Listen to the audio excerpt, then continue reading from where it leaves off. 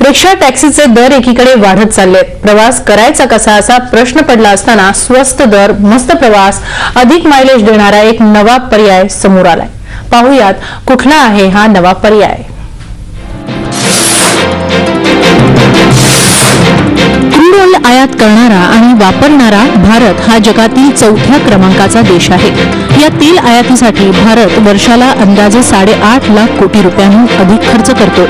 आयात तेलापैकी 44% हिस्सा डिझेलचा असून भारताला वर्षाला 8,000 कोटी लिटर डिझेलची गरज आहे। इतक्या मोठ्या प्रमाणात डिझेल वापरामुळे पर्यावरणाचं होणारं नुकसान तर न मोजता येणारं। या दोन्ही समस्यांवर मात करणारा उपाय म्हणजे बायोडिझेलचा वापर वाढवणं। माय इको एनर्जी कंपनी इनडिझेल नावानं पहिला बायोडिझेल पंप पुण्यातील लोणीकंद इथं 14 ऑगस्ट पासून सुरू करते। कंपनी आगामी काळात महाराष्ट्रात असे 500 बायोडिझेल पंप आणि 2 ते 3,000 आउटलेट सुरू करणार आहे। साधारण 3 ठिकाणी भारतात याचं मॅन्युफॅक्चरिंग होत आहे। याचे फायदे असे आहेत की आता पेट्रोल पंपावरती मिळणाऱ्या नॉर्मल डिझेलपेक्षा 1 ते 1.5 रुपया पर लिटर हे कमी किमतीने अवेलेबल होईल।